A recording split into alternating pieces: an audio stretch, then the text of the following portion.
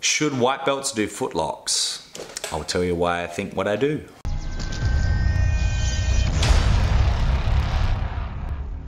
If you guys love these videos, don't forget to hit the subscribe button below. Coach Tom here, guys. Should white belts do footlocks? Yes, absolutely yes. Most academies, they are kind of shunned for good reason, very good reason. Most of the things that we do as humans that actually, when you start questioning them, you realize they're nonsense. There's like a ton of these things in human society these days. You realize that while they may not be the best approach, they were done for a reason. So it's always really good to play devil's advocate. So I'm a footlock advocate.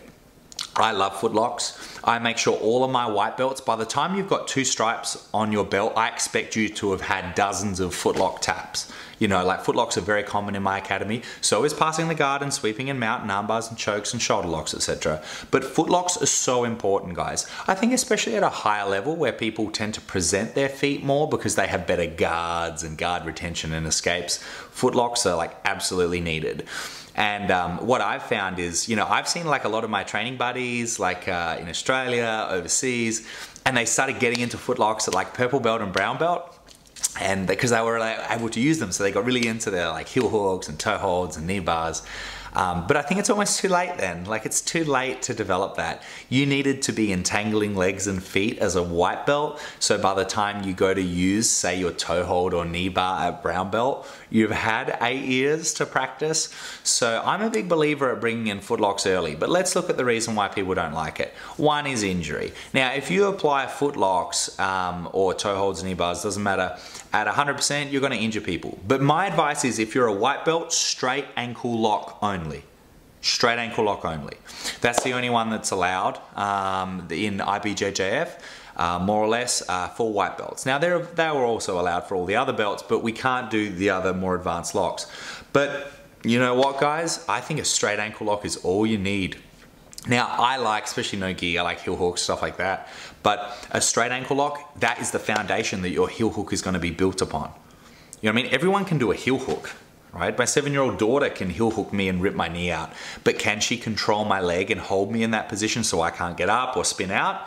That's the art of the heel hook. And that's bred by practicing with the straight ankle lock. So I think all white belts should learn the straight ankle lock and a basic defense to the straight ankle lock. You know, it actually like pains me when I take my team to a competition, and at white belt, this is normally what happens. If one of my students gets an ankle lock submission, about 1 in 3 times, the other person will say, oh, are they even allowed at white belt? They didn't even know they were allowed. So by the time my student drops and goes to finish that thing, it's too late. It's too late. So I think as instructors, we need to be encouraging footlocks. But the other big thing that takes away from footlocks in instructors' minds, you've got injury, and the second big one is people won't pass the guard. So when I go for footlocks or when I teach my students to go for footlocks, I never tell them to just get it from a closed guard and step into, say, ashigarami and fall back. Never.